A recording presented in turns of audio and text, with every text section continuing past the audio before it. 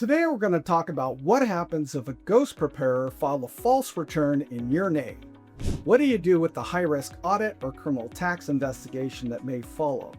Well, imagine this, discovering that your tax return contains things like false deductions, claims credits you're not entitled to, or there's a loss from a business you know nothing about offsetting your W-2 income, or there's dependents you never claimed, or you get a refund that was far larger than you expected.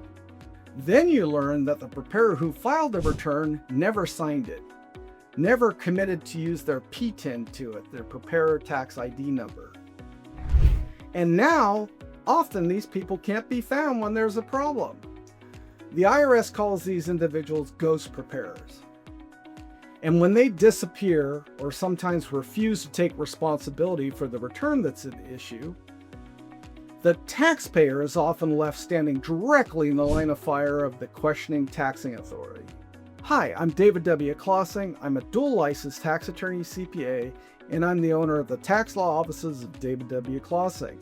We currently have 23 offices in 11 states to service you nationwide and internationally. And for the past 25 years, my team and I have been representing taxpayers facing high-risk IRS and California tax controversies. Today, I'll explain what a ghost preparer is, why taxpayers remain exposed, even when the preparer caused the problems, and how to go about preventing preparer-generated tax fraud from becoming a criminal tax case with your name on it. So first of all, what is a ghost preparer? A ghost preparer is someone who prepares tax returns for compensation, but refuses to sign the return or include a valid PTIN with the return. The IRS specifically warns in their literature and their website that ghost preparers often do things like print returns and tell taxpayers to mail them personally, or they'll submit electronic returns without identifying themselves with that return. They often charge fees based on refund amounts. That's your first clue. Occasionally, they'll route refunds through accounts that they control. The lack of a signature on your return is often the first red flag. So why is the taxpayer still exposed when this happens? Well, many taxpayers incorrectly assume that if a preparer committed tax fraud, the IRS is simply going to pursue the preparer. Unfortunately, it doesn't work that way. After all, the return was prepared in your name, often under penalties of perjury. Every federal Form 1040 contains a jurat that you signed. It states, under penalties of perjury, I declared that I've examined this return and accompanying schedules and statements, and to the best of my knowledge and belief, they are true, correct, and complete. Well, the IRS generally begins this type of audit or criminal investigation by looking at the return itself. This is before determining who created any false information on that return. That means if you're trying to defend yourself in this situation, you must quickly establish what you knew, what you reviewed, what you actually authorized, and what you ultimately received. So what are the common types of ghost preparer fraud? Ghost preparers frequently create fake Schedule C businesses to fraudulently offset your W-2 income. They're going to invent fake business expenses, fake education credits, improper fuel tax credits, and fake dependents. They'll even utilize improper filing statuses. Occasionally, they're going to fabricate and inflate your federal withholding amounts, which is a dead giveaway.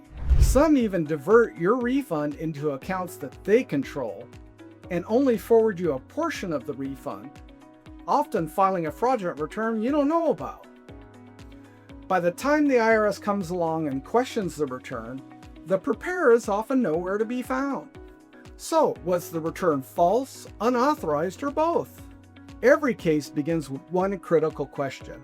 Was the return simply false? Was it filed without authorization, or both? The answer matters. A taxpayer who reviewed an altered return unknowingly has a different defense posture than someone whose identity was used without their consent. Your defense strategy changes dramatically depending on the facts of your case. Ultimately, the IRS and state taxing authorities are going to want to know if the taxpayer knew that the return fraudulently understated taxable income and filed it anyways. Maybe that's why you went to them in the first place. Your friends told you they'll get you the biggest refund in town. So we're going to look at forms 14157, 14157A, and 14039.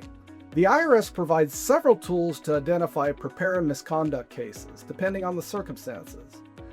You may need to file a Form 14157, which is a complaint against a tax preparer, 14157A, a tax return preparer fraud affidavit, or 14039 to show them identity theft. But these forms should not be treated as routine paperwork in a high-risk criminal tax case. The statements you submit become part of the permanent IRS record and may potentially generate the exact type of government attention that most taxpayers want to avoid here. So, when do civil audits create criminal tax risks? The biggest issue is your knowledge and your intent. A taxpayer who genuinely did not know about the false items on a return has a very different case than someone who accepted an obviously inflated return or paid substantially less, accepted an obviously inflated refund, or paid substantially less than they should have. Or if you paid fees based on the refund size, that's a dead giveaway. If you ignored obvious red flags on a return, giveaway. Or you signed a return without even reading it, that's a problem. The government evaluates the totality of the circumstances, and careless explanations can create the appearance of willful participation. So, what should you do immediately if this is your issue? If you discover ghost preparer tax fraud, first of all, preserve everything. You need to keep things like emails, text, draft returns, payment records proving you paid somebody, refund routing information, any advertisements that led you to that preparer, any screenshots you took along the way, any type of written or verbal or any type of communication with that preparer. You need to obtain IRS transcripts and compare what was ultimately filed against what you authorized to be filed. Most importantly, stop using that preparer immediately. Never allow the person who created your problems to manage your defense. Don't even alert them that you're onto them or there is a problem, because you have a conflict of interest with them and they can hurt you. If a ghost preparer filed a false return in your name, or if the IRS is questioning a return that you didn't fully understand or worse yet did not authorize, you should treat the matter as a high-risk and potentially criminal tax issue. At the tax law offices of David W. Klasing, our dual-licensed attorneys and CPAs help taxpayers reconstruct filings, identify preparer misconduct, evaluate audit exposure, and develop strategies to protect your credibility before the government concludes that the taxpayer participated in any identifiable tax fraud. Call 1-800-681-1295 or visit klasing-associates.com to schedule a confidential reduced-rate initial consultation today. Listen, a ghost preparer may disappear on you, but the blatantly fraudulent return that you filed is squarely your problem. We can help you with that.